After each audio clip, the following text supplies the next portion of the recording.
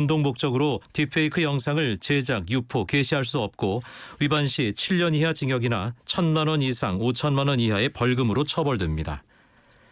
내년부터 4인 가구의 긴급복지 생계지원금이 183만 원으로 13%가량 오릅니다. 보건복지부는 국민기초생활보장 생계급여가 오른 것에 맞춰 긴급복지 지원 금액도 늘린 것이라고 설명했습니다. 내일은 평년보다 기온이 높아지면서 당분간 날씨가 포근해지겠지만 미세먼지가 점차 짙어질 것으로 보입니다. 내일 초미세먼지 농도는 강원 영동을 제외한 전국이 나쁨 수준이며 수도권과 일부 중부지방은 밤에 일시적으로 매우 나쁨 단계까지 높아지겠습니다. 내일 아침 기온은 서울 영상 4도 등 전국이 영하 4도에서 영상 7도로 오늘과 비슷하거나 조금 높겠습니다. 일라디오 저녁 종합뉴스 아나운서 이광용이었습니다.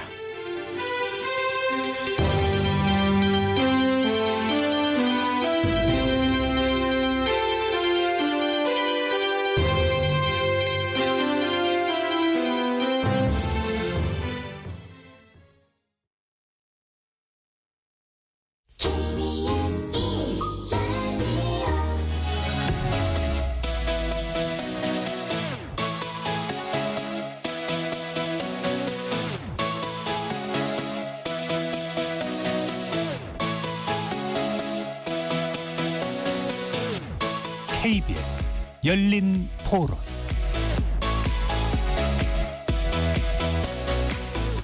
여러분 안녕하십니까? KBS 열린 토론 한상권입니다. 작년과 비교했을 때 공시지가를 올리는 건 아닌 것 같아요. 왜냐하면 시장이 지금 활성화되거나 변동이 있는 게 아니기 때문에. 과거에 좀 규제가 심했다고 생각이 들어요. 사유재산이잖아요. 물론 이제 의도적으로 부동산 투기 여러 채씩 갖고 있고 그런 거는 철저히 단속을 해야죠. 급작스럽게 완화를 하는 거 아니냐. 그러다가 금리가 완화되면 또다시 부동산 제한 조치가 이루어져 가지고 염려가 됩니다. 제가 보기엔 부자라고 해도 종부세액이 너무 좀 큰 것 같더라고요. 그렇게 돈을 낼 수 있는 사람은 사실 극소수일 것 같거든요. 그거에 비해서 너무 세율이 너무 과도한 것 같아서 재산세도 이미 다 납부를 하고 있는데 거기에 종부세까지 이중으로 납부하는데 그거에 대한 세율 자체도 너무 높게 하는 거는 사람들의 재산을 방치한다는 느낌을 그 사람들이 받을 수밖에 없는 것 같아요. 재가 건축이나 재개발을 좀 완화해서 주택 공급을 좀 늘려주고 주택의 공급이 늘어야 그에 따라서 이제 집값도 좀 하락을 할 것 같고 월급만 받아 실생활 하는 사람들이 언제쯤 내 집을 대출 없이 살 수 있는 날이 오지 않을 것 같다는 그런 생각을 항상 가지고 있기 때문에 내가 예상했던 것보다 뭐 5배, 6배, 10배 넘게 지금 부동산이 너무 가격이 뛰었기 때문에 포기하는 것 같아요. 지금 한국 현실은 답이 없는 것 같아요. 거리에서 만난 시민들의 목소리 어떻게 들으셨습니까? 올해 세율 인하와 공시가격 하락의 여파로 1세대 1주택자의 종합부동산세 과세 인원이 지난해보다 절반으로 줄었고요. 납부세액도 65% 감소했습니다. 종부세 감세 효과는 다주택자들에게서 더 뚜렷하게 나타나는 것 같습니다. 정부는 다주택자들에게 징벌적으로 적용된 중과세율이 부동산 세제 정상화로 개선된 결과라는 입장인데 서울 강남권과 이른바 마용성 이렇게 부르죠. 마포 용산 성동 이곳에 고가주택이 밀집한 지역에 종부세 부담이 크게 줄면서 종부세가 사실상 유명무실해졌다는 비판도 함께 제기되고 있습니다. 잠시 후에 두 분의 전문가를 모시고요. 부동산 공시가격 현실화율의 동결, 종부세 감소 관련 쟁점들 함께 살펴보면서 부동산 세제 개편 필요성에 대해서 이야기해 보겠습니다. KBS 열린 토론 지금 출발합니다. 살아 있습니다. 토론이 살아 있습니다. 살아있는 토론, KBS 열린 토론. 토론은 라디오가 진짜입니다. 진짜 토론, KBS 열린 토론. 오늘 토론 함께 하실 두 분 소개해드리겠습니다. 이은형 대한건설정책연구원 연구위원 나오셨고요. 안녕하세요. 안녕하십니까? 최은영 한국도시연구소 소장 함께 하셨습니다. 네, 안녕하세요. 반갑습니다. 자, 문자로 참여하실 분은 샵 9730으로 의견 주시기 바랍니다. 정보 이용료가 붙습니다. 단문은 50원, 장문은 100원의 이용료가 있습니다. KBS 모바일 콩과 유튜브를 통해서도 무료로 참여하실 수가 있습니다. KBS 1라디오의 모든 프로그램 유튜브에서도 함께 하실 수 있습니다. 여러분의 많은 관심과 참여 기다리고 있겠습니다. 세계 자산 불평등 보고서라는 자료를 보면은요, 우리나라는 상위 10%가 전체 자산의 58.5%, 그리고 상위 1%가 전체 자산의 25.4%를 소유한 이른바 자산 불평등 심화 국가라고 기술을 하고 있더군요. 그러니까 지난 문재인 정부에서 공시가격의 현실화를 추진했던 이유는 고가 부동산의 실제 시세 반영률이 저가 부동산에 비해서 턱없이 낮은 것으로 나타나면서 이른바 그러니까 자산 불평등이 심각하다는 문제 의식에서 출발을 한 것이었습니다. 자, 그러면 이제 본격 시작 전에 이은영 연구위원님께 좀 여쭙겠습니다. 공시가격 그 개념이 정확히 어떤 뜻인가요? 쉽게 좀 풀어주시죠. 네. 일반인들 입장에서 공시가격이라고 하면은 이제 세무서에서 그 사람이 가진 재산에 대해서 세금을 매길 때 그 기준으로 삼는 금액이라고 생각하시면 맞습니다. 그래서 어떤 부동산이나 집을 가지신 분들한테는 국가에서 그 집은 지금 얼마 정도 한다라고 공시가격을 정해주게 되면 이 금액을 가지고 뭐 세금이라든가 이제 지역가입자 같은 경우에는 건강보험료도 연동이 돼서 부과가 되고요. 그리고 대학생들 같은 경우에는 국가장학금 이런 것도 그 집안이 소득분이 몇 분위에 있느냐 이런 걸 따지기 때문에 뭐 단순하게 부동산에 대한 재산세 말고도 공시가격을 기초로 해서 부과되는 여러 가지 세금들이 많은 것으로 지금 알려져 있습니다. 정확히 몇 개나 있느냐고 하면 사실 저도 거기까지는 파악하지 못했고요. 한때 이게 논란이 됐을 때 뭐 일각에서는 수십 가지에 달한다 이렇게 알려진 것들이 가장 많이 알려진 내용입니다. 네. 뭐 자료마다 조금 다를 수가 있겠습니다만 대체로 67개 정도의 행정제도 지표로 사용한다. 뭐 이렇게 되어 있네요. 그 최 소장님께 좀 여쭐까요? 이 시세와 어떤 공시가와의 차이가 어느 정도나 심하길래 이렇게 현실화라는 표현이 나왔다고 생각하세요? 네, 뭐 잘 알려져 있는 숫자인데요. 5, 6, 7이거든요. 50%, 60%, 70%인데요. 단독주택이 50%, 토지가 60%, 공동주택이 70%. 대략 그렇게 보시면 맞습니다. 네. 그러니까 100% 대비 상당히 낮은 것으로 공시가격이 형성되어 있습니다. 조금 아까 말씀하신 공시가격을 쉽게 얘기하면 적정 가격이어야 되는데 이제 적정 가격이 뭐냐 하는 것에 관한 이제 논란이 있는 것입니다. 그렇군요. 그런데 이런 공시가격의 산출 과정이 어떻습니까? 좀 기준이 좀 오락가락하는 것 같기도 하고 저희들이 볼 적엔 그런데요. 네, 어떻게 생각하세요, 최 소장님? 간단하게 좀. 매우 불투명하다고 생각하죠. 네. 네. 지금 공시가격이라는 게 현실화율을 곱하기 시세 곱하기 현실화율이거든요. 그래서 현실화율이 69% 현실화율은 아는데 시세를 몰라요. 그러니까 이 시세가 다 집마다 각각이기 때문에 굉장히 좀 이 형평성 문제가 심각한데 이 문제가 몇 년이 지나도 여전히 해소가 안 되고 있는 것 같습니다. 시세가 그러니까 기초가 되는군요. 그러니까 네. 그 어떻게 생각하십니까? 이 위원님은 이런 그 공시가를 도출해내는데 기초가 되는 시세 뭐 이런 그 전반의 가격을 매기는 것이 합리적이라고 생각하세요? 네, 어떻게 되어 있다고 생각하세요? 그 부분은 지금 의견이 갈리는 내용들입니다. 아, 그래요? 그러니까 지금 현재 국가에서 발표하고 있는 공시가격이 정확하게 뭘 근거로 해서 그러니까 예를 들어 시세인지 어떤 다른 가격인지 뭘 해서 만들어내는지는 지금 비공개로 돼 있습니다. 그래서 저희가 사전에 이게 얼마쯤 나올 것이라는 것을 대략 추정은 할 수가 있지만 정확하게 계산을 할 수가 없습니다.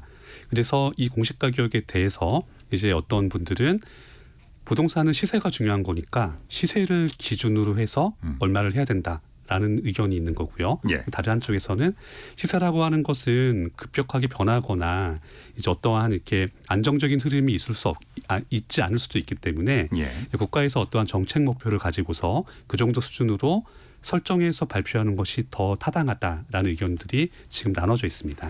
그 근원적인 논쟁거리를 이제 제공하는 아주 주요 요인 중에 하나가 그런 그 도출 과정의 불투명성이라고 얘기할 수도 있겠군요. 네, 맞습니다. 그런 것도 분명히 한 요인이 될 수 있습니다. 그래요. 그러니까 정부는 일단 내년도 부동산 공시가 현실화율을 올해와 같은 수준으로 그러니까 2020년 수준으로 동결하기로 했습니다. 이런 정부의 결정에 대해서 두 분 논평해 주시죠. 어느 분 먼저 해 주시겠습니까? 이 의원님. 예. 네. 저는 좀 필요한 내용이라고 생각을 합니다. 그러니까 이게 쉽게 숫자로 보면 이렇습니다. 제가 평소에는 이런 자료를 갖고 오진 않는데 여기 숫자가 들어가서 한번 가져왔습니다. 네. 이제 2017년부터 2021년까지 그리고 2022년까지를 보게 되면 이제 주택에 대해서 부과되는 종부세 과세 인원과 그리고 종부세로 거친 총 세금의 금액이 크게 증가했습니다. 2017년에서 2022년을 비교하게 되면 2017년에는 대상자는 33만 2천 명 그리고 금액은 4천억 정도 나왔습니다. 그런데 이것이 8, 9, 10, 1, 2, 5년 정도 지나고 난 2022년에는 대상자가 119만 5천 명 그러니까 처음 33만 2천 명에 비교하면 약 4배 정도 많아졌고요. 네. 금액 같은 경우에는 3조 3천억이 나왔습니다. 그러니까 2017년에 4천억이 나왔기 때문에 이걸 대략적으로 해보면은 뭐 8배가 좀 넘는 금액이 5년 사이에 증가한 겁니다. 자, 이렇게 되면 죄송합니다. 제가 이거 조금 잘못 봤습니다. 2022년이 아니고 1년 전인 2021년도에 그러니까 작년이면 22년도인 거고요. 네, 맞습니다. 그러니까 2022년도 세금보다 2021년도 세금이 더 많아졌습니다. 그러니까 이제 종부세를 납부하는 대상자는 2022년도에 가장 많아졌는데 네. 거친 세금 자체는 그보다 1년 전이 2021년도에 많아졌습니다. 그러니까 제가 방금 2022년도를 기준으로 세액을 말씀드리면 3조 3천억 원이었는데 이것이 1년 전인 2021년으로 보게 되면 4조 4천억 원이 됩니다. 그러니까 8배 정도가 아니라 2017년에 4천억에 비교하면 11배가 된 겁니다. 네. 그러니까 네. 단지 4년 5년 사이에 세금이 그러니까 종전에 없던 세금이 이만큼 증가했다는 것은 이게 자연스러운 세금이라고 보기에는 좀 어렵습니다. 그리고 설령 이것이 자연스러운 것이라고 하더라도 이러한 세금을 부담하는 분들의 입장에서는 단기에 너무 세금이 과하게 발생을 하게 된 겁니다. 네. 이런 부분 때문에 현 시점에서 이 부분을 좀 더 완화하겠다라고 하는 것은 제 생각에는 필요한 판단이라고 보고 있습니다. 알겠습니다. 저는 법률 최 소장님. 위반이라고 생각합니다. 예. 지금 이게 법률에 의해서 적정 가격을 정하게 되어 있거든요. 네. 부동산 가격 공시에 관한 법률에 의해서 적정 가격을 정하게 되어 있고 적정 가격은 시세입니다. 시장에서 정상적으로 거래가 됐을 때 팔릴 확률이 가장 높은 것이거든요. 이거는 시세를 정확하게 법률에서 이렇게 얘기하고 있는데 근데 지금 우리는 시세랑 공시가가 상당히 차이가 난단 말이에요. 아까 5, 6, 7 말씀드렸지만 어떤 건 1억인데 공시가격이 5천만 원이고 어떤 것들은 심지어 뭐 30%, 20%인 것도 있어요. 지금 현재도. 네. 그런 상황이기 때문에 얘를 막 형평성 문제도 있고 그 시장 가격, 시세에 맞게 올려야 된다라는 사회적 합의가 있었던 것이고요. 이래서 사실 법률이 개정이 되었던 겁니다. 지금 공시가격에 관한 로드맵을 문재인 정부에서 2020년 11월에 발표했는데 그게 법률에 근거한 거였거든요. 2020년 제가 이제 오늘 찾아보니까 여야 합의로 반대가 전혀 없이 법률을 개정했어요. 로드맵을 만들기로 했거든요. 왜냐하면 공시가격에 의해서 세금이 결정되는 부분이 많기 때문에 이런 과정을 투명하게 하고 조세법률주의를 지키기 위해서는 공시가격이 어떻게 변화해야 되는지를 정확하게 로드맵을 정하자라는 것이 여야 합의였습니다. 그래서 법률로 공시가격 로드맵을 만들었는데 이것을 그냥 뭐 기본계획이거든요. 법률상 기본계획의 변경이나 폐지도 없이 정부가 69% 이렇게 하는 거는 저는 법률 위반이라고 생각합니다. 근데 방금 이제 이 연구위원께서 말씀하신 그러니까 21년, 22년 그러니까 지난 한 4, 5년간 그러니까 그때를 기준으로 해서 8배 혹은 11배의 종부세가 매겨졌다.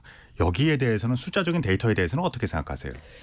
지금 공시가격을 종부세랑은 좀 저는 일단은 좀 떨어뜨려 놓고 생각을 해야 된다고 생각합니다. 공시가격이 세금의 기반이 되긴 하지만 이것을 세금이 많으니까 공시가격을 올리지 말아야 된다는 아니고요. 세금이 정말 많다라는 사회적인 합의가 있으면 세율이라든가 공정시장 가액 비율이라든가 다른 조치들이 있습니다. 그런데 이거를 공정시장 그러니까 이게 지금 공시가격이라는 건 집값을 제대로 매겨보자는 거잖아요. 이 1억짜리 집이 얼마냐인데 정부가 근데 이거를 우리는 5천만 원이라고 하는 걸 단계적으로 한 9천만 원까지는 이걸 하자라는 계획을 흩트는 방법은 아니라고 생각합니다. 종부세가 뭐 문재인 정부에서 늘어나긴 했지만 그러니까 내는 분들은 뭐 세금을 내는 분들이야 적으면 좋겠지만 세금은 또 쓰여질 용도들이 있는 거 아닙니까? 그리고 이쪽에서 종부세가 안 거치면 또 누군가가 부담을 해야 되는 문제가 있다라는 점도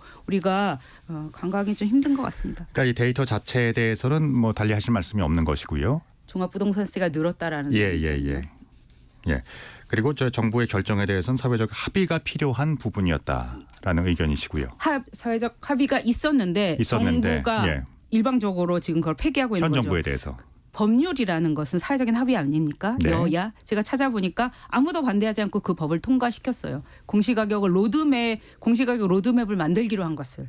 왜냐하면 이게 우리가 세금이 어떻게 되는지 공시가격이 어떻게 되는지 장기적인 전망이 없이 정부 마음대로 들쑥날쑥 지금 이제 그러고 있는 거잖아요. 올린댔다가 내렸댔다가 이렇게 일관성 없는 것이 문제라는 여야 합의에 의해서 20대 국회 맨 마지막에 처리한 법률입니다. 그런데 이 법률에 의한 공시가격 로드맵을 지금 정부가 일방적으로 폐기하는 거라고 알겠습니다. 자료마다 조금 차이가 있는데 서울의 그 아파트 중위가가 한 9억 후반이라는 자료도 있고요. 8억대인 보도도 있습니다. 뭐 하여튼 이 근방이 될 것 같은데요. 그러니까 이번 조치로 인해서 상대적으로 현실화율이 높았던 이를테면 이제 9억 이상의 아파트겠죠. 그러니까 이런 쪽이 이제 현실화 조정의 수혜를 더 많이 보게 되는 것 같은데 여기에 대해서는 두 분 의견이 어떠십니까? 네.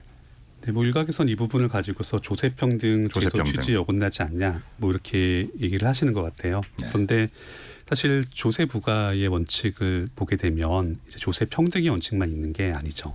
그러니까 확실의 원칙 이런 것도 있습니다. 이제 이런 것은 뭐 그러니까 세금을 어떻게 내고 언제 내고 얼마를 내고 이런 것은 누구나 명확하게 알 수 있도록 해야 된다 이런 내용인데 여기 하나 추가되는 내용은 이제 세금을 부과하는 사람이 주체가 있겠죠. 네. 그 징세자의 의사에 따라서 이러한 내용들이 좌우돼서는 안 된다라고 나와 있습니다. 그러니까 세금 자체를 부과하는 것도 투명하게 그러니까 사회적인 타당성을 가지고 해야 된다는 얘기입니다. 그런데 이제 공시 가격이 오르게 되면 분명히 재산세든 뭐든 조금 올라가는 건 맞습니다. 그리고 공교롭게도 공시가격 현실화 로드맵이 제시됐던 시점은 집값이 매우 폭등하던 시기였습니다. 그래서 어떤 이유를 뭐 대서 타당성을 주장할 수도 있겠지만 사실 그 시기에 세간에서 좀 이렇게 제기됐던 내용 중에 하나는 저것도 세금을 추가로 올려서 집값을 잡겠다는 거 아니냐 이런 내용들이 있었습니다. 네. 그리고 당시에 제시되었던 것들 시세의 90%로 현실화하겠다라는 내용들은 집값이 어느 정도 고정이 되거나 상승할 때는 이게 가능한 얘기입니다. 그런데 이제 시세의 90%로 공시가격이 되게 되면 시세가 변동했을 때 이 변동을 받아줄 수 있는 버퍼가 10%밖에 안 된다는 겁니다. 그러니까 하락할 경우에는 그렇다는 거죠. 근데 만약에 이 집값이 갑자기 요동을 쳐서 10% 버퍼가 아니라 20, 30%를 움직이게 되면 여기에 대해서는 사람들이 반발이 나올 수밖에 없습니다. 집값이 이렇게 많이 떨어졌는데 왜 공시가격은 이걸 따라서 반영하지 못하는가? 네. 공시가격이 그것을 잠깐만요. 따라서 반영을 했잖아요. 끝까지 좀 말씀을 들어보도록 하겠습니다. 예. 그냥 그런 부분 때문에 지금 그러니까 그렇게 90%까지 하겠다는 것 자체가 사실 단기에 너무 무리하게 잡은 계획이었어요. 그런 것 때문에 지금 여기저기 얘기가 나오고 있다가 이제 마침 이제 미국 기준금리 변동으로 집값이 변동되는 지역이 나오게 되니까 같이 이것이 다시 끄집어져서 공시가격을 정부에서 어떻게 조정하는 게 맞지 않느냐라는 내용까지 진행이 된 겁니다. 그러니까 부동산 상승기에 이제 도입된 제도이기 때문에 그러니까 현재의 부동산 정체 내지는 뭐 하락의 시기에는 좀 변화될 필요가 있다 이런 이제 주장이신가요? 지금 90% 설정한 게 좀 너무 과하게 설정했다는 뜻입니다. 네. 알겠습니다. 최 소장님 의견 주시죠. 네, 일단 단기라고 하셨는데요. 90%가 언제까지 설정되는 거냐면 35년이었거든요. 2035년. 35년. 그리고 주택 유형에 따라 어떤 것들은 2030년 고가주택은 그렇긴 했지만요. 상당히 긴 기간을 두고 가는 것이었는데 90% 그러니까 1억짜리 집을 9천만 원으로 하겠다라는 게 이전 정부의 계획이었죠. 예. 네, 지금 이제 아까 이제 종부세에 관련해서 저한테 할 말이 없냐고 물어보셨었는데 지금 우리나라 3억 원 정도 되는 주택의 보유세, 즉 재산세와 종합부동산세를 다 했을 때 이게 약 얼마로 나오냐면요. 평균 24만 원 정도로 나와요. 네. 그러니까 이게 2020년이었고요. 지금은 이게 14.3만 원으로 떨어졌습니다. 그러면 공시가격 3억 원이면 그 실거래가로는 5억 6억이 넘는 집이거든요. 이런 집에 관한 보유세가 지금 이런 정도로 산출이 되는 이게 우리의 조세 정의에 맞냐라는 부분을 아까 이제 종합부동산 그 가지고 말씀하셨잖아요. 그것에 그 수치에 대해서 이견이 없냐와 관련해서 우리 사회가 꼭 논의해야 될 부분이라고 생각을 하는데요. 3억 원 미만의 주택에 평균적으로 보유세를 냈을 때 이게 지금 14.3만 원입니다. 공동주택의 경우에. 그래서 그 3억 원 미만인 경우에는 2020년과 2023년에 10만 원이 감소했어요. 지금 네. 이렇게 감세로 인해서. 예, 예. 그리고 15억 이상의 경우에는 574만 원이 감소했습니다. 세금이. 그러니까 결국에는 이러한 공시가격 조정, 세율 조정, 공정시장 가액 비율, 공정시장 가액 비율이라는 건 이거 할인율이거든요. 이것들을 다 하면서 이 혜택이 굉장히 고가 주택을 가진 분들한테 집중되었다라는 거를 보여주고 있는데요. 혜택이 고가 주택에게 네. 더 갔다. 574만 원이 감소했고 예. 그 3억 원 미만에서는 10만 원 감소했거든요. 그리고 이것들을 아까 하락기에 문제가 된다라고 하셨는데 지금 세종시의 공시가격은 30%도 넘게 하락했거든요. 네. 2022년과 2023년 사이에. 예. 그러니까 주택가격이 20% 하락하면 공시가격을 20% 하락하면 되는 거죠. 세종시의 공시가 그 정말로 이제 문제는 세종시는 아파트 가격이 한 번도 하락한 적이 없어요. 평균적으로는. 그런데 실거래가상으로는. 예. 그런데 왜 세종시는 2022년과 2023년에 그 공시가격이 30%가 넘게 하락하는지 서울은 20%가 하락하는지 정말 문제라고 생각합니다. 그럼 이제 이 문제에 대해서도 역시 두 분 의견이 갈릴 수밖에 없겠네요. 그러니까 이제 정부에서는 내년 하반기까지 부동산 공시가 현실화율에 대해서 개편 방안을 마련한다고 했는데요. 이런 그 현실화 재검토 부분 두 분의 의견 주시겠습니까? 이 의원님.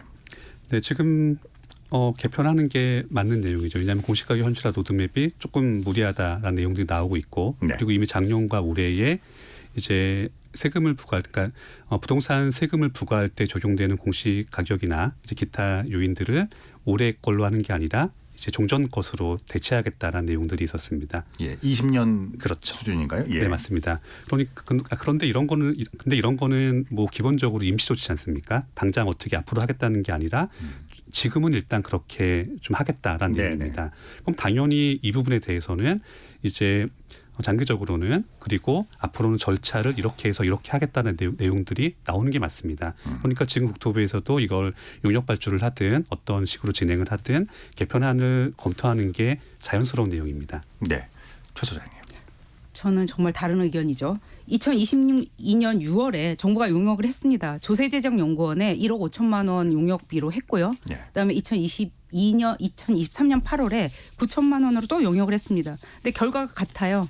그냥 아무것도 하지 말자거든요. 결국 로드맵을 그냥 69%로 이전으로 돌리고 아무것도 하지 말고 그냥 기초에서 검토하겠다는데 저는 정말 연구하는 사람으로서 좀 납득이 안 됩니다. 어떻게 용역을 똑같은 걸 두 번 하고 예. 그냥 아무것도 하지 말자가 결론인지 정말 너무 무책임하고 복지부동의 끝판왕이다 국토부가 이 공시가격과 관련해서 답을 내놔야 될 거 아니에요. 용역까지 했으면 두 번이나. 근데 어떻게 제가 작년에는 갔고 올해 그 이런 이제 공청회 과정이에요. 작년 결과랑 올해 결과랑 똑같아요. 이러면 왜 용역을 하고 정부는 그럼 이렇게 미루면 언제 공시가격에 관한 그 로드맵을 세우는 겁니까? 이게 네. 정말 무책임하다고 생각합니다. 이 위원님 뭐 반론하시겠습니까? 사람들 의견 다 다릅니다. 그리고 저는 네네. 아까 제 의견은 이미 앞에 말씀드렸기 때문에 여기서 뭐 그게 뭐 어떻다라는 것에 대해서는 제가 따로 말씀 못 드리겠습니다. 그리고 용역을 수행하신 분들도 이제 그분들의 입장이 있으셨겠죠. 그러니까 기존에 문재인 정부에서는 2030년까지 공동주택의 공시가를 이제 90% 현실화율을 90%까지 높이겠다는 계획이었는데 이런 현실화 계획의 재수립을 얘기하고 있습니다. 지금 정부에서는. 그러니까 사실상 뭐 폐기 수순이라고 봐야 되는 건가요? 뭐 지금은 폐기 수순으로 보는 게 맞을 것 같습니다. 왜냐하면 단순하게 로드맵 자체를 유지하고서 뭐 반영률을 얼마까지 하겠다라고 하게 되면 또 그건 또 그거대로 얘기가 나오게 됩니다. 네. 이제 그러려면 뭐하러 이거 만들었냐 이런 게 가장 일반적인 얘기가 될 겁니다. 이런 그 의견들에 대해서는 어떻게 생각하십니까? 일각에서는 현실화율을 결정하지 말고 시세 흐름에 따라서 결정해야 부작용이 적다. 자, 이런 주장들도 나오는데요. 여기에 대해서는 어떤 의견들이신가요? 아까 말씀드렸던 것처럼 이런 것들 아까 이 의원님도 말씀하셨지만 조세라는 것은 그 어떻게 될지 미래에 관해서 좀 단계를 알아야 되잖아요. 공시가격이 어떻게 되는지 국민들이 알아야죠. 이게 지금 정부에서 임의대로 그러니까 정권에 따라서 이랬다 저랬다 하지 말도록 어떤 계획이 있어야 되는 장기 계획이 있어야 되는 것이지. 예. 지금처럼 이렇게 임의대로 해야 하는 게 아니라는 게 법의 내용이라는 걸 저는 꼭 다시 한번 얘기하고 싶습니다. 그러니까 제도의 예측 가능성이 떨어지는 것이다. 그러면 정책 신뢰도 떨어지고요. 예,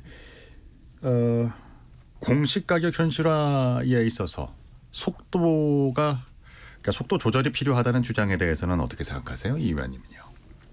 사실 현실화 속도 조절이라고 하면 이제 현실화 목표는 그대로 두고 좀 천천히 가자는 내용이지 않습니까? 네.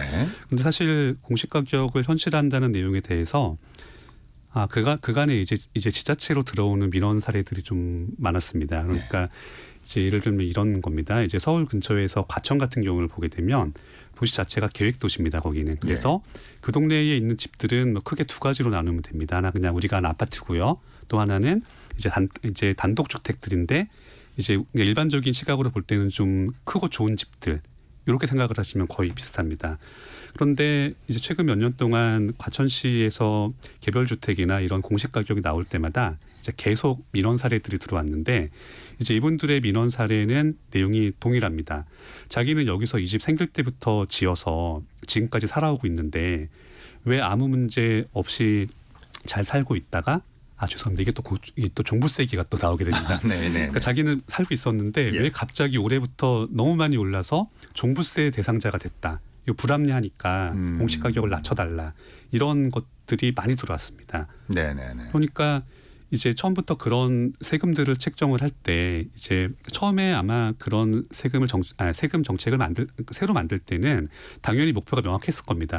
이제 타겟층이 명확히 있었을 거고 요 층에 대해서 이걸 적용할 때는 별 문제가 없을 것이다라고 했을 텐데 이게 시간이 지나면서 집값이 오르고 하다 보니 이 타겟 범위가 넓어진 겁니다. 이러니까 이제 그런 이제 일반 개별 주택에 사시는 분들도 지금 지난 10년, 20년 동안 종부세 같은 걸 안 내는 가격이었는데 너무 내게 됐다. 근데 자기는 이제 퇴직을 하고 이제 직장 생활을 안 하기 때문에 그러니까 경제 소득이 많이 줄었기 때문에 이게 이렇게 오르게 되면은 다른 기타 연동된 것들이 다 따라오른다. 이제 보험료 같은 것들이죠. 그렇겠네요. 너무 생활이 힘들기 때문에 이걸 다시 낮춰달라는 민원이 많이 들어오는데 이게 대부분 받아들여지지 않습니다. 그래서 이런 부분들을 감안을 하면 공시가격을 현실화하는데 속도를 조절한다기보다는 이게 좀 어느 정도 선을 좀 낮춰야 되지 않을까 이런 생각을 먼저 하게 됩니다. 그 은퇴자같이 현금 유동성이 좀 떨어지시는 분들에게는 상당히 고려 사항이 되겠네요. 네. 세금 부담은 세율이나 공정시작 가액 비율이나 그다음에 기본 공제나 이런 걸로 조정을 하면 됩니다. 부동산 가격 공시에 관한 법률에서 그 법률의 사실은 로드맵 자체가 법률 위반이라고 생각해요. 왜냐하면 법률은 명확하게 시세로 해라라고 하고 있거든요. 적정 가격이라는 건 시세다. 시세는 100%를 얘기하는 거잖아요. 1억짜리 집에 1억을 얘기하는 거거든요. 법률에. 그런데 지금 로드맵이라는 것 자체가 우리는 1억까지는 못 가겠고 한 10몇 년 있다가 9천만 원까지 가겠다라는 게 로드맵이었거든요. 그런 점에서 이것의 속도 조절, 속도라는 것들은 만약에 정말 세금 부담이 우리가 이 얼마나 10억짜리 집에 관해서 얼마나 세금 부담하는 게 적정한가 이런 건 사회적인 논의가 필요하다고 생각해요. 이게 1,000만 원인지 100만 원인지 이런 것들을 논의를 해서 그렇다면 공시가격은 그대로 현실화율로 가되 세율을 바꾸거나 기본공제를 바꾸거나 공정시장 가격 비율 다른 많은 수단들이 있습니다. 세금이라면 이 공시가격은 그대로 두고 공시가격은 집값을 제대로 매기자는 거니까요. 네. 이 부분은 정부가 건드리지 말았어야 되는 부분이라고 생각합니다. 그것이 사회적인 합의였다. 그렇다면 그러니까 지금 그 국토부가 공시지가의 평가 주체가 되고 있는 것들, 그러니까 여기에 대해서 뭐 과도한 시장 개입이다, 뭐 이렇게 생각하실 수도 있겠네요. 아니 그렇게 생각하지 않죠. 국토부가 해야 되는 게 조금 아까 말씀하신 것처럼 이게 지자체로 내려가면 상당히 민원 문제가 발생하고 그것에 휘둘릴 가능성이 커요. 그 얘기를 그러면 한꺼번에 네네. 해보죠. 네네. 그러니까 이런 이제 문제에 대해서 지자체가 이걸 책임을 져야 한다. 그러니까 지금 책임과 권한을 그쪽으로 이제 옮겨줘야 된다는 그 부분에 대해서는 어떻게 생각하십니까? 원희룡 장관께서 원래 제주도시 지사일 때는 그렇게 말씀하셨죠. 근데 실제로 본인이 뭐 장관이 됐을 때는 그렇게 못 하시잖아요. 네네. 그렇게 중앙정부에서 해야 되는 이유가 사실 있는 겁니다. 지금 한국부동산원에서 공동주택을 하는데요. 그러니까 일관된 기준으로 전국을 하는 그런 형평성 문제도 있고 이게 지역에 맡겨놓으면 저희는 사실 그러니까 우리 서울의 주택가격이 높은 구에서는 너무 공시가격 대비가 낮아요. 비율이. 지금 상황에서도 현실적이지 않다. 정부가 개입을 하고 있는 상황에서도 강남구요? 뭐 쉽게 말해서 강남구는 왜 이렇게 낮나라는 그런 생각이 들고 공시가격이 너무 낮아지고 있거든요. 강남구의 경우에는. 그래서 지자체로 이걸 이관하는 건 저는 반대입니다. 강남구가 특별히 낮은 겁니까 지금? 뭐 그냥 보시기에 따라서는 아니 보시는 게 아니라 이거는 숫자인데요. 예를 들면 뭐 어떤 특정 아파트를 얘기해서 좀 그렇지만 타워팰리스 아파트가 301제곱미터짜리가 있어요. 네. 이게 실거래가가 한 번도 변동이 없었는데 공시가격은 2022년과 2023년에 5억이 떨어집니다. 60억에서 55억이 되거든요. 네. 근데 실거래가는 87억이 찍혀요. 그러니까 이게 무슨 말을 하고 싶냐면 실거래가 한 건도 없었는데 공시가격이 막 춤을 추는 거예요. 5억이나. 강남구. 근데 강남구에서 이런 현상들이 많더라고요. 찾아보니까. 그 궁금한 점이 좀 있네요. 그러니까 공시가격의 도출 과정, 기준, 지표 뭐 이런 얘기들. 지방자치단체에게 이런 그 조사 결정 권한을 넘겨야 한다. 왜냐? 지자체가 지역의 특성을 잘 알고 있으니까. 뭐 이런 논리에 대해서는 어떻게 생각하세요, 위원님? 애초에 그런 얘기가 왜 나왔나를 생각해봐야 됩니다. 예. 그러니까 이제 그 여러 해 전에 공시가격을 이렇게 크게 올리겠다라는 것이 시도되기 전에는 그런 얘기가 안 나왔습니다. 네. 근데 정부에서 발표하면은 그냥 그렇게 맞춰 살았습니다. 네. 일반인들이 뭐 우리 집 왜 이러냐라는 게 없었죠.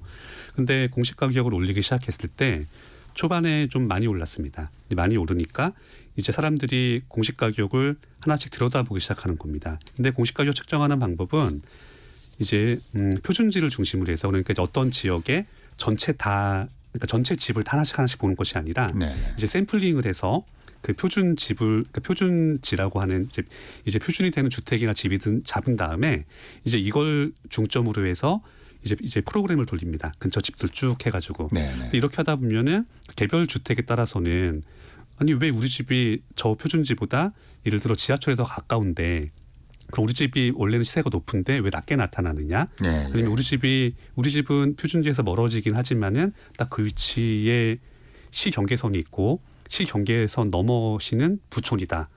그럼 이제 원래대로라면 가격이 올라가야 되는데 네. 이제 멀어지게 되면 낮아지는 일들이 발생을 합니다. 종종. 그러니까 이런 경우에는 이제 그 보유하신 분들이 우리 집이 너무 낮게 나왔다고 이의를 신청하신 경우고요. 그리고 이제 이렇지 않은 경우에는 이제 일반적인 아파트들인데 여기는 더 낮아야 되는데 왜 높게 나왔느냐.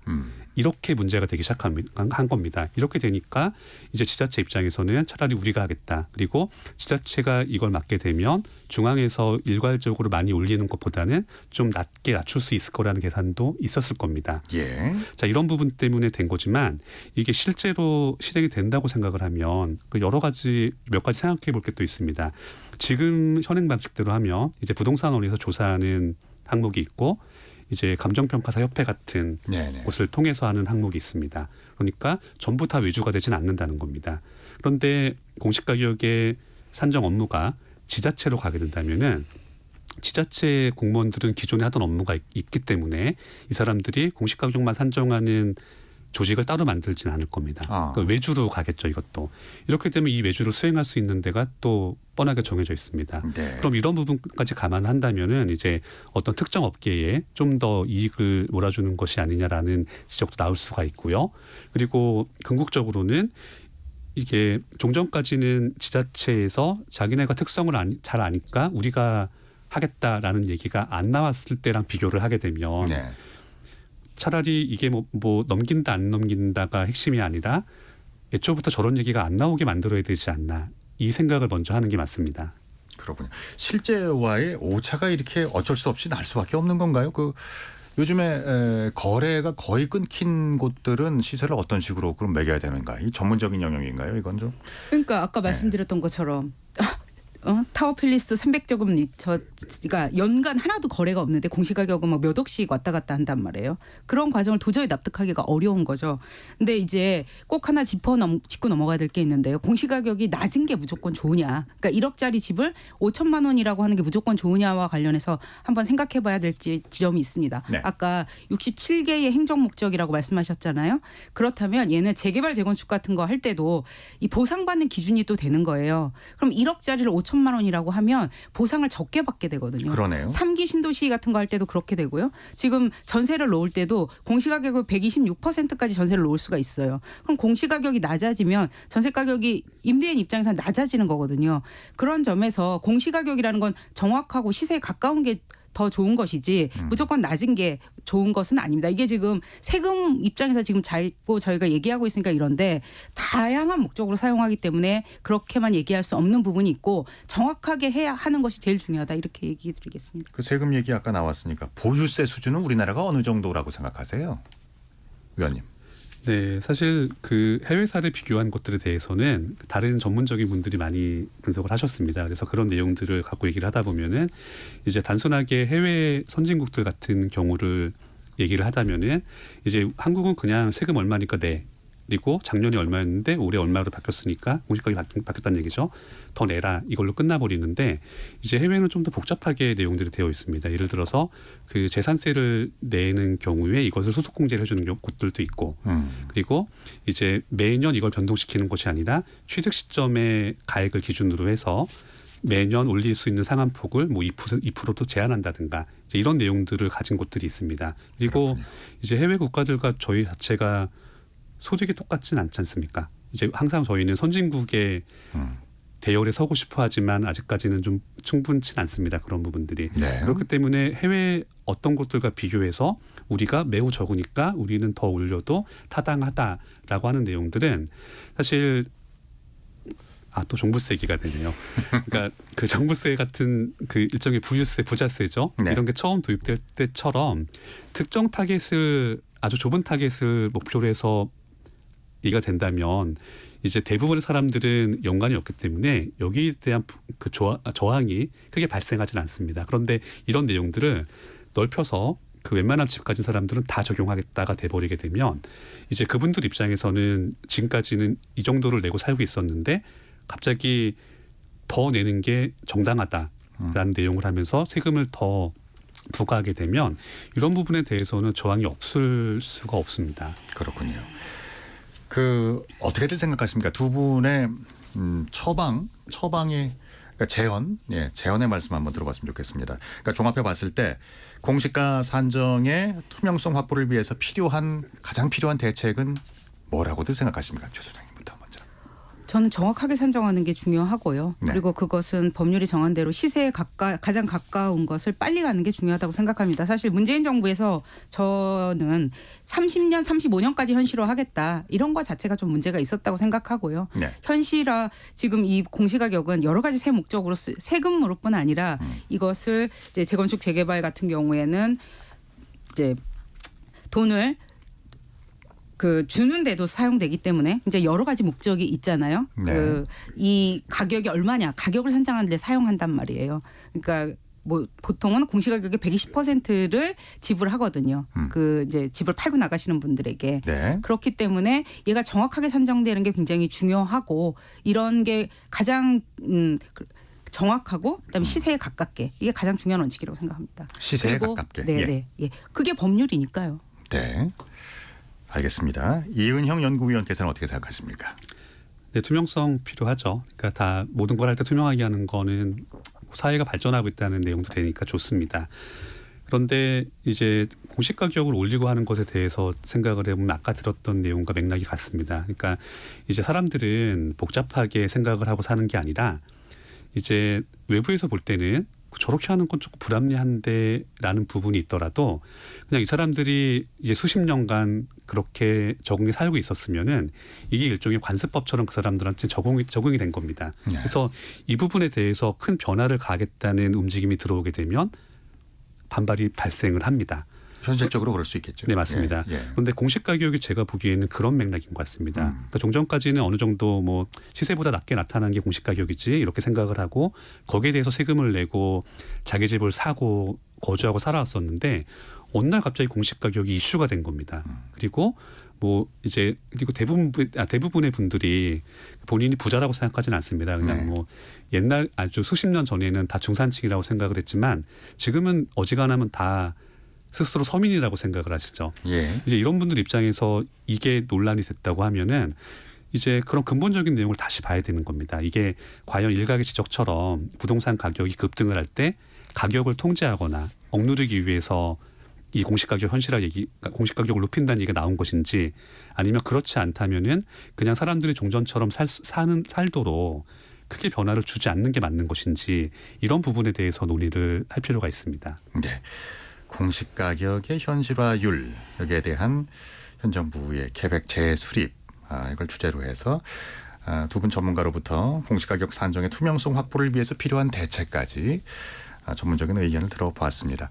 지금 시각이 7시 59분 30초를 향해서 가고 있는데요. 자, 토론이 진행되는 동안 우리 청취자 여러분들께서 많은 의견들 보내주셨습니다. 자, 정의진 문자 캐스터가 소개해 드립니다. 네, 지금까지 청취자 여러분이 보내주신 문자들 소개합니다. 4936님, 주거 안정과 소득 안정이 최고의 출산 장려 정책입니다. 왜 모든 정부는 출범할 때만 부동산 가격을 잡는다고 큰소리치고 정작 흐지부지 책임지지 못하는 겁니까? 9803님, 공시가격이 시세보다 높은 아파트가 과연 전국 아파트의 몇 %일까요? 고가 아파트를 비롯해서 법인이 가진 대규모 부동산에 대해선 보유세를 현실화해야죠. 경제가 어려워졌다고 조세 형평성을 간과해선 안 됩니다. 유튜브에서 반창고님, 자산 가치가 올랐으면 오른 만큼 세금을 내는 게 당연하지 않나요? 유튜브에서 YK님, 국제유가가 떨어져도 주유소 휘발유 판매가에 당장 반영되지 않고 여전히 비싸게 파는 게 문제잖아요. 도둑놈 심보라 여겨집니다. 집값 떨어지면 세금도 적게 내는 게 당연하다고 생각됩니다. 2041님, 종합부동산세는 수정이 필요할 것 같아요. 지금은 조금 과도하지 않나요? 오히려 재산세로 통일하는 게 좋을 것 같습니다. 8751님, 아버지께서 강남 아파트를 한 채 소유하고 계십니다. 시골에 돌아가신 할아버지께서 사시던 조그만 농가가 하나 있는데요. 근데 1가구 2주택이라고 작년에 종부세로 400만 원 넘게 세금 폭탄을 맞았어요. 시골에 상속받은 운막 한 채만 있어도 1가구 2주택으로 폭탄 때리는 게 조세 형평성에 맞는 건지, 더 나아가 정말 신중하게 정책을 만든 결과물인지 묻고 싶습니다 해주셨고요. 0038님, 공시가격 현실화율을 다시 수정하는 것은 자산의 불평등을 키울 것 같아요. 가진 사람들에게 혜택을 더 주자고 하는 것과 같습니다. 네, KBS 열린 토론, 이 시간은 영상으로도 생중계하고 있습니다. 유튜브에 들어가셔서 KBS 1라디오 또는 KBS 열린 토론을 검색하시면 지금 바로 토론하는 모습 보실 수 있습니다. 방송을 듣고 계신 여러분이 시민 농객입니다. 계속해서 청취자 여러분들의 날카로운 시선과 의견 보내주세요. 지금까지 문자캐스터 정의진이었습니다.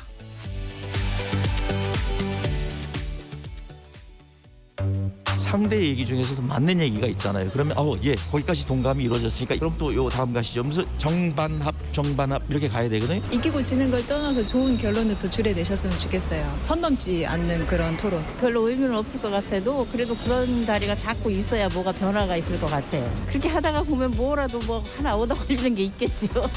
시민 농객 여러분을 기다립니다. 평일 저녁 7시 20분 KBS 열린 토론. KBS 열린 토론 2부에서는 최은영 한국도시연구소 소장, 이은형 대한건설정책연구원 연구위원 두 분과 함께 종부세 인하 논란에 대해서 살펴보고 있습니다. 자, 올해의 개인주택분 종합부동산세 종부세 납입 대상자가 지난해의 3분의 1 수준으로 확정이 됐습니다. 그러니까 개인의 것을 보면 지난해 전체 주택 소유주의 7.9%에 달했던 그 종부세 과세 대상이 2.3%까지 떨어지게 됐죠. 자, 이 내용에 대해서 좀 정리를 해보겠습니다. 최 소장님 의견 주시겠습니까? 네, 뭐 저와 그 말씀드린 내용을 간단히 정리하면 작년에 한 120만 명이던 대상자가 지금 40만 명으로 한 3분의 1로 줄어든 것이고, 예. 그다음에 종합부동산세는 한 그 1조 8천억 원이 감소를 했는데 이게 다주택자에서는 1조 9천억 원이 감소해요. 네, 다시 한번. 다주택자가 1조 9천억 원. 예. 다주택자 감소분이 전체 감소분보다도 많은 거죠. 전체 주택분 종합부동산세액이 1조 8천억 원 감소했는데 다주택자가 1조 9천억 원 감소했어요. 네네. 그리고 1주택자도 그 1천억 원 조금 넘게 감소했고요. 1천억 원 정도 감소했고 그럼 그 법인이 부담하는 종합부동산세만 좀 늘어가지고 전체적으로 1조 8천억 원이 됐는데 이렇게 혜택이 굉장히 다주택자에게 집중되었다 이렇게 볼 수 있겠습니다. 뭐 아니면 이제 부자 감세 뭐 이런 말씀하시는 건가요? 그렇죠. 부자 감세인 거죠. 그러니까 뭐 수치로 보면 정확히 나타나는 게 예. 1주택자보다 다주택자에게 그 세제 종합부동산세의 감소폭이 집중되었다. 그러니까 전체가 1조 8천억 원 감소했는데 다주택자의 감소분이 1조 9천억 원이라는 얘기는 얼마나 집중되었는지를 단적으로 보여주는 수치라고 생각합니다. 예. 여기에 대해서 뭐 다른 의견 있으십니까, 위원님? 네, 뭐 지금은 그냥 감소했다. 네, 이 정도만 보면 될 것 같습니다. 예. 여기 지금 그 여러분께서 보내주신 의견들도 각양각색입니다. 부동산 가격을 비현실적으로 올린 어느 정권의 부동산 정책 때문이 아닌가요? 그냥 살고 있고 수입은 그대로인데 세금이라고 공시 가격을 90%로 올리겠다는 뭐 이런 내용에서부터 상당히 좀 생각보다 세금 얘기가 나오니까 격앙되는데요, 분위기가. 그렇습니다. 이 종부세의 인하, 그러니까 집값이 지금 전체적인 이제 부동산의 정책이 내지 하락기로 읽히고 있습니다만 그러니까 집값이 떨어졌으니 당연한 결과로 봐야 할지 아니면 있으나 마나한 제도로 전락됐다고 봐야 할지 어떻게들 생각하십니까? 이 위원님은요? 네, 이거 제도가 처음 만들었을 때하고 달라져서 그래요. 그러니까 아까 진행자님이 초반에 말씀하신 표현이 있습니다. 한국도 상위 1%가 뭐 대한민국 자산의 50%를 가지고 있다. 이런 말씀하셨었어요. 네, 상위 10%가 50여 %. 예. 죄송합니다. 제가 잘못 들었습니다. 네, 그럼 이제 처음부터 종부세라는 것을 도입을 할 때는 이제 집값이 오르던 시기에 도입을 했던 겁니다. 좀 더 억제하려고. 예. 그런데 지방세 같은 경우에는 각 지자체가 감면할 수 있는 재량이 있기 때문에 이제 이 부분을 못하도록 하기 위해서 이제 중앙정부에서 걷는 세금을 만들어 버린 게 종부세입니다. 네. 처음에는 이게 그렇게 큰 문제가 없었던 것이 처음 만들 때는 글자 그대로 부자세였기 때문에 상위 1%를 목표로 했죠. 네. 그러면은 나머지 99%의 사람들은 그냥 저랑 관계 없는 내용이 되니까 반발이 없습니다. 예. 그런데 이게 처음에는 그게 맞았는데 이제 공교롭게도 이후에 종부세 관련 내용은 그대로 있는 상태에서 집값이 올라버린 겁니다. 그러니까 처음에 이 제도가 도입될 때는 종부세 대상이 아니었던 사람들이 갑자기 어느 날 종부세를 내는 대상으로 증가를 하게 된 겁니다. 그러니까 이 내용들은 이분들이 뭐 부촌에 사시든 부촌이 아닌 곳에 사시든 이게 좀 애매하게 변한 겁니다. 자, 이렇게 되면 갑자기 짧은 기간 안에 이 세금을 적용한 사람들이 많아지게 되면 저항이 안 나온다고 생각하는 게 오히려 저는 더 이상한 내용 같습니다. 네네. 그래서 이제 일각에서는 이 제도를 얘기하면서 이거 뭐 금액을 일부러 낮춰서 얘기하세요. 뭐 1년에 뭐 몇십만 원 더 내는 건데 뭐 왜 문제가 되냐 이러고 어떤 분들은 이제 자동차 세금하고 또 비교를 하셔가지고 뭐 이렇게 하시기도 하는데 사실 이게 좀 저는 그런 얘기가 좀 왜 나오는지 잘 모르겠습니다. 왜냐하면 이게 제도라고 하는 게 만들어질 때는 어떤 목적을 가지고 목표가 있는 겁니다. 네. 근데 만약에 종부세라고 하는 것이 정말 고가 자산을 가진 사람들에 대해서 뭐 조세평등을 이유로 들든 뭘로 들든 세금을 더 정당하게 부과하는 것이다라고 한다면은 좀 더 세금이 좀 더 많이 부과되는 내용을 갖고 와야 되지 않을까 싶습니다. 그러니까 단순하게 뭐 1년에 50만 원 더 낸다. 이게 뭐가 문제냐라는 것을 사례로 들고 오게 되면 그럼 1년에 50만 원 더 받아서 어떤 정책 효과가 나타납니까를 저는 되묻고 싶을 때가 가끔 있었습니다. 그러니까 50만 원을 받는다고 해서 집값이 상승하는 것을 억제하기는 좀 적고 그렇다고 다른 걸 가져오기는 좀 애매하고 그렇다면 단순하게 그 조금 더 비싼 집 살고 있는 사람들이니까 세금을 50만 원 더 내는 게 정당하다라는 내용밖에 안 되지 않습니까? 근데 막상 종부세가 이슈가 되는 사람들은 50만 원 더 내는 게 문제가 아니라 좀 더 높은 금액대를 내시는 분들 그리고 그분들 중에서도 1주택이신 분들이 문제가 많이 나왔던 것들입니다. 예. 그래서 이런 부분들을 보게 되면 종부세란 제도가 처음 설정했던 목표와는 좀 환경이 달라졌기 때문에 거기에 맞춰서 조정을 하면은 좀 더 쓸 수 있는 제도가 되겠지만 지금처럼 돼서는 그냥 재산세에 통합하는 게 오히려 더 낫지 않나 이런 생각도 할 때가 있습니다. 예. 최 소장님 의견. 종합부동산세는 이제 국세거든요. 네. 재산세는 지자체에서 걷죠. 근데 이 종합부동산세는 국세이기 때문에 국가에서 걷어서 지방으로 나눠주는 지방교부대는 그냥 지방의 중요한 세금입니다. 예. 그래서 여전히 굉장히 중요한 세금이라고 생각하고요. 그 마포 레미안 프루지오라고 있습니다. 강북의 대장주라고 하는 아파트. 마레포. 마레포라고 하는 그 아파트의 종부세가 올해 0원이지 않습니까? 음마 아파트 같은 경우에도 지금 그 13억 원이에요. 공시 가격이 그 정도 되는데 이러면 음마 아파트라는 게 20억이 실거래가가 넘어가는 아파트에 부부가 공동 명의로 해놓으면 이거 역시 지금 그 종합부동산세가 0원입니다. 이렇게 세금을 만들어 놓는 것이 저는 맞지 않다고 생각하고요. 아까 우리 지금 종합부동산세의 연간 감세액이 1조 8천억 원이라고 말씀드렸습니다. 는데요. 네. 저희 지금 전세 사기 깡통 전세로 고통받고 계시는 분들이 전국적으로 너무너무 많으시잖아요. 그 지금 일단 정부에 신고된 분이 한 1만 명 정도 되는 것 같아요. 근데 그분들의 평균 그 전세 가격이 1억 2,700만 원이기 때문에 이걸 계산하면 1조 2천억 정도 나오거든요. 그러면 지금 종합부동산세 1조 8천억 원 감세는 이 모든 문제를 해결하고도 남는 돈이라는 거예요.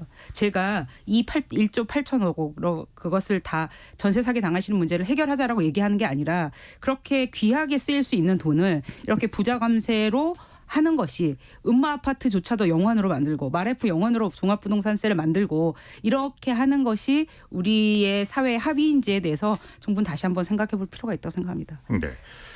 그 아까 잠깐 얘기 나온 그 주제 가운데 조세 저항 얘기 좀 해보겠습니다. 지금 실거래가가 공시지가보다 떨어지는 현상이 실제로 있어요. 그리고 이제 종부세 고지 인원이 122만 명 그리고 역대 최대치였는데 여기에 더해서 불복, 심판 청구 이게 과거에 비해서 13.5배가 증가했다. 뭐 이렇게 나옵니다. 두 분의 그러니까 조세 저항 관련해서 두 분의 의견이 듣고 싶네요. 이 위원님. 네, 조세 저항이 안 나오는 게 더 이상한 내용. 아까 초반에 얘기했던 그 데이터가 있죠. 예. 2017년에 총세액이 4천억이었는데 2021년에 4조 4천억 원 11배가 됐다고요. 그러면 이렇게 5년 정도 만에 11배가 세금이 증가를 했으면은 이렇게 늘어난 세수는 자연스럽게 쓰는 거라고 보면 안 됩니다. 단계 너무 좀 그러니까 일상적이지 않게 좀 특이하게 발생한 세금입니다. 그런데 이 세금을 가지고서 여기서 세수가 줄었다는 것을 근거로 해서 뭐 국가 운영이 문제가 된다라고 얘기가 확대가 된다면은 오히려 그 전에 이렇게 전에 없던 세금을 많이 걷었던 게 그렇게 필요한 내용이었나를 먼저 생각을 해야 됩니다. 네. 그렇게 될 수밖에 없죠. 그러니까 이미 2021년도에 이러한 세금을 걷어서 이걸 가지고 어떤 국가적인 사업이나 뭐 큰 걸 하기 위해서 피치 못하게 부과하는 세금이었다. 네. 이런 내용이 된다면은 이제 조세 저항을 조금 반박할 수라도 있는데 이렇게 되면 요건 쉽지가 않은 내용이 됩니다. 그렇군요. 최 수장님. 아까 해외 사례랑 비교를 하셨는데 미국은 1% 정도 됩니다. 그러니까 네. 10억 정도의 주택이면 1,000만 원 정도로 세금으로 낸다는 거거든요. 그럼 우리나라는 얼마를 낼 것이냐. 이건 사회적 논의가 좀 필요하다고 생각합니다. 그런데 지금 아까 뭐 음마 아파트 얘기했지만 1,000만 원은 고사하고 지금 우리나라에서 제일 비싸다고 하는 아리파라고 하는 아파트 있죠. 아크로 리버 파크의 부담 우리나라에서 가장 높은 가격을 보이는 그 아파트에 그러니까 84제곱미터짜리의 세금이 700만 원 정도입니다. 네. 그런데 이게 많다면 많은 거일 수 있는데 우리 5천만 원 정도 소득을 가지신 분들의 세금이 624만 원입니다. 이러면 이 노동에서 버는 근로소득세하고 이런 세금하고 근데 수십억짜리 우리나라에서 제일 비싼 아파트의 보유세가 그 비슷하다라는 게 이게 지금 우리가 생각하는 사회가 맞는지에 대해서 정말 다시 한번 생각해 볼 필요가 있고요. 그리고 아까 실거래가보다 공시가가 떨어지는 현상이 지금 사실 공시가격의 현실화를 막는 논거로 사용이 되고 있는데 저희가 그래서 분석을 해봤습니다. 그런 사례가 있는지 거의 없고요.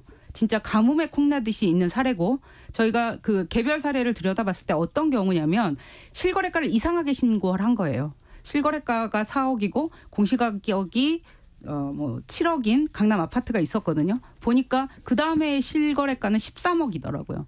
그러니까 9억을 잘못 신고한 것인데 이런 아주 극소수의 예를 빼면 잘못 신고한 거라고요? 잘못 신고한 거죠. 일부러 세금을 적게 하기 위해서.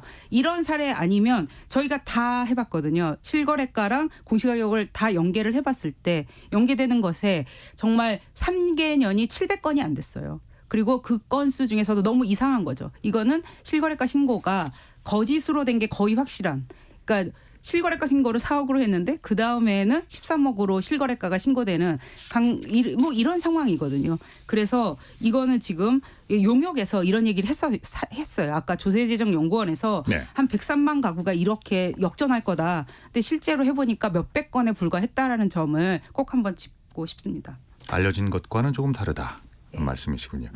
아까 그 얘기하신 신반포의 그 일정 이제 특정 아파트 같은 경우는 그러니까 보유세가 그 실정에 맞다고 지금 동의하시는 건가요? 아니면 재산세하고 그 이거는 지금 다 더한 거죠. 재산세랑 종합부동산세를 더했을 때 700만 원인데 이 아파트는 지금 실거래가가 40억 정도 되는 아파트입니다. 그럼 이것에 우리나라에서 제일 비싼 아파트 중에 하나가 700만 원인 게 이제 사람에 따라 다 다를 텐데요. 그 700만 원이 높다면 높죠. 근데 우리가 근로소득을 내는 분은 그 과세 표준이 5천만 원이면 624만 원을 낸다니까요. 그러면 지금 우리가 이 부분하고는 생각을 해봐야 될 거라는 생각입니다. 그러니까 공정치 않다는 말씀이신 거죠, 그러니까. 그렇습니다. 예, 알겠습니다. 근로소득을 너무 과대하게 받고 자산에 대한 과세는 너무 적게 한다고 생각합니다. 종부세 인상이 그러면 이제 부동산 시장에 어떤 영향을 미쳤는가 그걸 좀 보겠습니다. 문재인 정부 때는 종부세 인상을 통해서 세 부담을 느낀 다주택자들이 그 일부를 이제 팔기를 기대했습니다. 근데 그 정책이 이제 실질적으로 시행이 되고 나서는 조금 다른 양상으로 나타났습니다. 오히려 다주택 소유자들이 일정 정도 이걸 팔기보다는 증여한다거나 상속한다거나 이 버티는 쪽으로 이제 갔거든요. 왜 이런 현상이 나타났다고 보세요?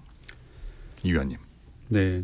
지난 정부에서 부동산 특히 다주택자들 얘기는 뭐 심플했습니다. 뭐 시장에 집이 부족한 게 아닌데 이제 다주택자들 그러니까 투기 세력들이 집을 여러 갖고 있어서 집이 없는 거다. 그러니까 이 사람들이 갖고 있는 주택들을 시장에 내놓도록 하면 문제가 해결된다. 이런 내용이었습니다. 그래서 그 당시에는 그 부동산의 취득과 보유와 매도 이 전 단계에 걸쳐서 규제가 점점 강화됐습니다. 그러니까 이제 집을 추가로 구입하는 경우에는 취득세를 더 강하게 중과하는 겁니다. 그러니까 집을 사기 어렵게 만드는 거죠. 그리고 이미 집을 여러 가지신 분들에게는 보유세를 세게 매깁니다. 그래서 더 이상 보유하기가 어려워서 팔 수밖에 없을 때에는 다시 양도세를 적지 않게 부과를 시켜서 부동산 가격의 시세 차익에 따른 나쁜 수익을 공공이 환수하겠다. 뭐 대략 이런 컨셉이었습니다. 자, 이렇게 됐는데 이렇게 되면 이제 사실 실제 세상은 이론하고 똑같이 굴러가지 않습니다. 그러니까 이제 집을 가지신 분들이 집에 대해서 그러니까 집의 미래 가치에 대해서 어떻게 생각하느냐가 관건입니다.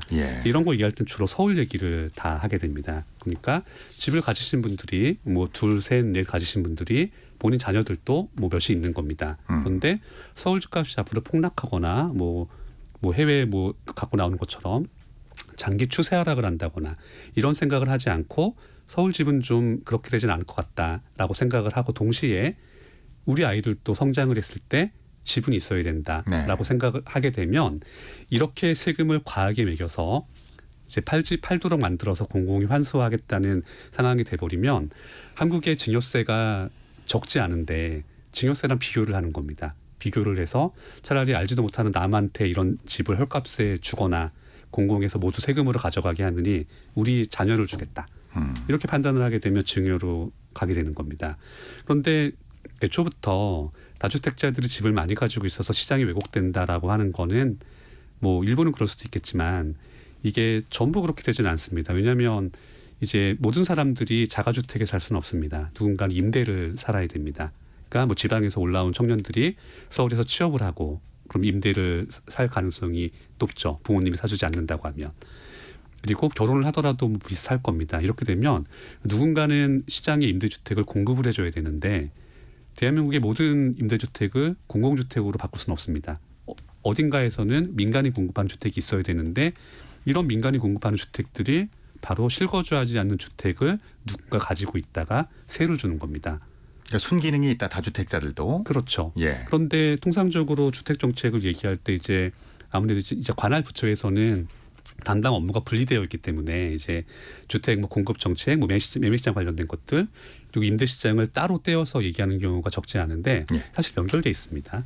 그러니까 집이 추가로 생기지 않는다고 하면 만약에 A라는 사람이 집을 2채를 가지고 있다가 팔아서 집이 없는 B라는 사람이 매입을 한다고 하더라도 시장의 집은 똑같이 2채인 거고요. 그리고 이렇게 되는 순간 임대 시장의 집 하나가 사라지게 되는 겁니다. 그래서 이런 부분들을 감안하게 되면 뭐 기존에 아까 말씀드린 것들 이제 주택의 뭐 취득, 보유, 매도에 걸쳐서 규제를 강화하겠다는 내용들이 실제 시장 안정에는 좀 다른 결과로도 연결됐다는 게 저희는 이해할 수가 있습니다. 네. 그러니까 많은 부분 양도소득세, 그 징벌적인 소득세를 내느니 차라리 그냥 증여세 내고 증여하겠다. 뭐 이런 입장들이 있었다는 것이고 투기 목적의 투자자들, 다주택자들이 부동산 폭등의 원인이다라는 전제에 동의하지 않으신다는 말씀이신가요? 뭐 지역적으로는 가능할 수 있습니다. 투기가 네. 세상에 존재하지 않는 것은 아닙니다. 네. 알겠습니다. 자, 최 소장님. 네. 그 주택 가격 상승이 가장 큰 영향을 미쳤다고 하는 건 동의합니다. 그러니까 왜 정부의 의도한 효과가 안 나타났을까 관련해서는 미래에 계속 주택 가격이 상승했고요. 미래에도 주택 가격이 상승할 거라고 판단했으니까 세금을 좀 내더라도 뭐 증여를 하더라도 그 보유하는 게 맞다고 판단을 했던 것 같고 네. 그다음에 주택 임대 사업자에 대한 혜택.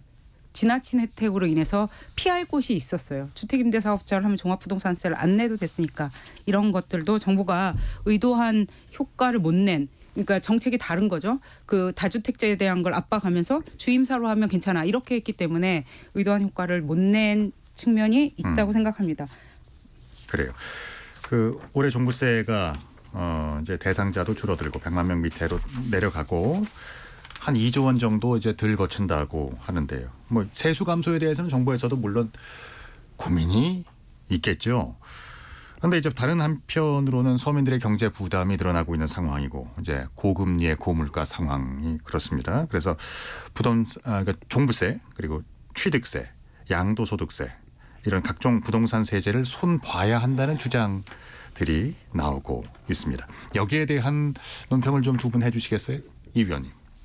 네, 이거 좀 지금 그러니까 한두 가지를 손대서 될 상황은 아니고 좀 손댈 게 많습니다. 그러니까 이제 기본적으로 시장에서는 집을 살 사람은 사고 뭐 가꿀 사람은 갖고 있고 팔 사람은 팔고 이게 가장 자연스러운 형태입니다. 그런데 지금 이제 그러니까 서울 기준이죠. 다 이런 거 얘기할 때는 이제 문제는 집값이 올라서 다 문제가 틀어졌습니다. 그러니까 이제 집값이 폭등하기 이전에도 서울에 똑같이 존재하던 아파트들이 지금은 가격이 2배 이상 오른 곳들이 적지 않습니다. 예. 그럼 어떤 문제가 발생을 하게 되면 누군가 집을 살려고 할 때 취득세부터 문제가 발생을 하게 됩니다. 이게 기본적으로 한국은 과거에 만든 세율이나 이런 것들을 설정을 할 때 서민들이 사고 팔 만하고 거주할 만한 가격대의 주택에 대해서는 세율을 낮게 책정을 하고 예. 고가 주택에 대해서는 높게 책정을 했습니다. 이게 세율만 이런 게 아니라 공인중개사분들의 중개 수수료도 그렇게 되어 있습니다. 예. 그러니까 종전에는 저가 주택에 대해서는 저렴하게 책정을 하고 고가에 대해서는 수수료를 높여놨는데 문제는 집값이 전반적으로 올라버리게 되면 종전의 중저가 주택들이 고가 주택 구간에 들어가면서 문제가 발생을 하게 됩니다. 그렇죠. 하나 예를 들어 보면 이제 종전에 그 서울 집값이 폭등하기 이전에도 그 서울에서 우리가 편하게 쉽게 5억 원이라고 얘기를 하면 말하기 쉽게요. 이제 5억 원짜리 아파트에 산다고 하면 그 전에도 그렇게 부잣집은 아니었습니다. 이게 서울 기준으로 하면은. 근데 그 당시에 5억 원짜리 집을 산다고 하면 취득세 1%를 붙이고 지방교육세를 붙여서 이제 세금을 550만 원을 냅니다. 그런데 똑같은 주택이 가격이 2배가 돼버리게 되면 취득세율이 3%가 적용이 됩니다. 네. 그래서 이제 지방교육세를 합친 금액이 3,300만 원이 됩니다. 확 뛰는군요. 네. 그리고 이게 뭐 이렇게까지는 잘 오르지 않았지만 만약에 이게 15억으로 올랐다고 가정을 하게 되면 똑같이 3%가 적용이 돼서 총 내야 되는 세금이 4,950만 원이 됩니다. 자, 이렇게 되면 이제 그 집에 사는 분들의 입장에서는 자기는 그러니까 10년 전이나 지금이나 똑같은 집에 살고 있었는데 그리고 언젠가 자기도 좀 더 집을 키우든 해서 이사도 그러니까 흔히 말하는 갈아타기 수요가 되어야 되는데 네. 이게 세금부터가 걸리기 시작하니까 집을 이사를 못 가겠다고 얘기를 하게 됩니다. 알겠습니다. 전반적인 이제 그 세금 조정에 대해서 찬성하는 의견이시고요. 최 소장님. 근데 저는 예. 정말 아까 계속 서울 얘기를 하시는데요. 저희 아까 그 이런 종합부동산세나 공시가격으로 인한 혜택도 고가주택에 그 집중됐다. 네. 그 15억 이상에 이랬는데 혜택이. 그러면 네. 15억 이상이 집이 다수냐? 아니거든요. 3억 미만이 대다수고요.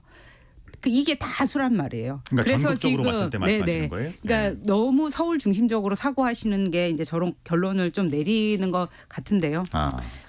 아무튼 이 지금 세금과 관련해서 이 종부세가 작년보다 덜 거치면서 2조 원 가까이 이 지방 재정에 굉장히 타격을 줄 것이라고 생각됩니다. 더더군다나 이 종합부동산세는 정부가 주거복지를 잘하는 공공임대주택이나 주거비 지원을 하거나 이런 서민들의 주거 안정을 위해서 지방 정부가 잘 하는 곳에 더 많이 교부하게 되어 있기로 되어 있었기 때문에 이 종부세의 그 타격이 결국 주거복지의 타격으로 이어지거든요. 주거안정, 서민 주거안정으로 이어지기 때문에 매우 좀 우려가 큰 상황입니다. 그러니까 감세가 그래서, 네. 그쪽으로 이어진다 이런 말씀이신 거죠? 감세가 특히 서울보다 서민들에게. 다른 지역에 집중된다라는 거죠. 결국에 이렇게 감세 혜택은 서울에 집중되고요. 혜택이 강남구, 서초구, 송파구, 용산구에 집중됩니다. 알겠습니다. 이런 지역 집중, 사람 집중 이렇게 되고 그런데 그것으로 인해 피해는 전국적으로 보는 거죠. 이 네. 문제를 우리가 반드시 생각해봐야 된다고 생각합니다. 알겠습니다.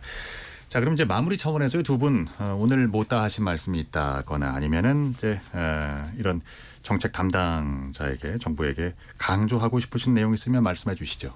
이 의원님부터 말씀. 네, 대한민국에서 좋은 직장 다 서울에 있고 좋은 학교 다 서울에 있습니다. 그런데 서울 산다고 해서 다 부자도 아니기 때문에 이제 막연하게 어떤 지역을 대상으로 해서 뭐 세금을 크게 부과해서 시장을 정상화시키겠다는 것보다는 이미 저희가 지난 수년 동안 사회적인 합의가 된 곳이 있습니다. 주택 공급을 많이 해서 이 문제를 해결하겠다라는 것이 합의가 됐고 네. 지금 현 정부죠. 지금은 네. 현 정부와 이제 국토부의 새로운 방향도 결국은 다 주택 공급 확대로 이어지고 있습니다. 그렇기 때문에 이런 부분들에 지금 집중을 해서 정부가 원하는 정책 방향을 진행했으면 좋겠습니다. 예, 알겠습니다. 주택 공급을 확대하는 것이 앞으로 장기적으로 봤을 때 부동산 정책의 어떤 이제 지향점으로 가야 된다. 그러니까 이런 것들이 상당히 많은 부분들을 해결할 수 있다고 전제를 하시는 거군요. 사실 당분간은 그렇습니다. 네, 그러니까 앞으로 이제 수십 년 뒤를 보게 되면 얘기가 달라지게 되는데 적어도 지금은 그렇습니다. 알겠습니다. 자, 그러면 최 소장님은 어떤 의견이실까요? 주택 공급은 중요하다고 생각합니다. 특히 지금처럼 민간에서 공급하지 않을 때 공공임대나 공공분양 같은 것들을 공급하는 게 굉장히 중요한데 이게 말로 되는 게 아니거든요. 정부가 2020년 8월 4일 날 그 발표한 공급 대책들도 지금 지켜지고 있지 않아요. 그 공급하겠다고 하는 것들이 태능 아마 기억하실 텐데 네네네. 거기에 공급한다고 했고 마포 쪽에 공급한다고 했고 과천에 공급한다고 이런 정부가 발표한 공급 계획을 전혀 지키고 있지 않다는 거죠. 그래서 사실 정부가 주택 공급 발표를 하면 좀 이걸 지킬까라는 의문을 가질 수밖에 없거든요. 그런 면에서 주택 공급은 지금 말씀하신 것처럼 현 시점에서 정부의 개입이 필요하고 중요한 것인데 네. 그런데 지금 이제 저희가 이제 공시가격을 가지고 얘기를 했잖아요. 이 부분에 관해서는 좀 사회적 합의와 논의가 필요하다. 이렇게 정부가 바뀔 때마다 왔다 갔다 하는 것, 시계추처럼 이렇게 해서 계속 제자리인 거거든요. 서민 주거 안정은 없고 그럼 지금 윤석열 정부에서 추진한 정책들에서 주거가 안정됐냐? 주택 가격이 안정됐습니까? 주택 가격이 좀 문재인 정부 후반기에 떨어지려고 한 것을 올해 굉장히 많은 조치들을 하면서 다시 올라가기 시작했거든요. 오히려 부양했다. 2023년 상반기에 그 상승률은 말도 못할 정도로 높아요. 폭등했거든요. 2023년 상반기에. 지금 이런 상황을 만들어내고 있는데 23년 상반기. 네, 2023년 올해 상반기에 폭등 상황을 만들어내고 있는 정부가 굉장히 이게 지금 진폭을 높이는 거죠. 그런 점에서 주거 정책에 대해서 면밀한 검토가 필요하고 그리고 사회적 합의가 필요하다라는 점 꼭 염두했으면 좋겠습니다. 이제 큰 틀에서 보면 두 분의 입장도 어느 정도 교집합이 이루어지는 부분이 있네요. 공시가를 제외하고는 뭐 그렇다고 얘기 동의하지 않으십니까? 오늘 상당히 대단히 전문적이지만 그 내용들을 쉽게 이해할 수 있어서 참 좋았습니다. 공시가격의 현실화율 그리고 부동산 세제 개편 필요성들에 대해서 이야기를 오늘 나누어 봤습니다. 오늘 KBS 열린 토론 이것으로 오늘 마무리를 해야 되겠습니다. 오늘 함께해 주신 이은형 대한건설정책연구원 연구위원, 최은영 한국도시연구소 소장 두 분께 감사드립니다. 고맙습니다. 아울러서 함께해 주신 시민 논객 여러분께 감사드리고요. 지금까지 KBS 열린 토론 한상권이었습니다.